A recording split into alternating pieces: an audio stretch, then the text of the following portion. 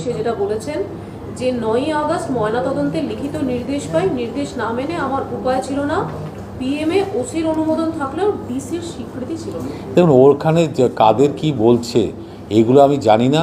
তার কারণ হচ্ছে সিবিআই তদন্ত করছে, সিবিআই তদন্ত যা কিছু করছে তার একটা শব্দ বাইরে প্রকাশ করার বাধা আছে সুপ্রিম কোর্টের পক্ষ থেকে।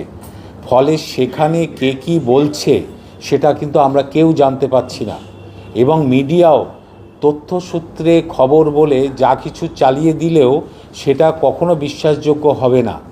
আর ওখান থেকে বেরিয়ে এসে বাইরে কে কী বলছে তারও কিন্তু কোনো ভ্যালু থাকবে না।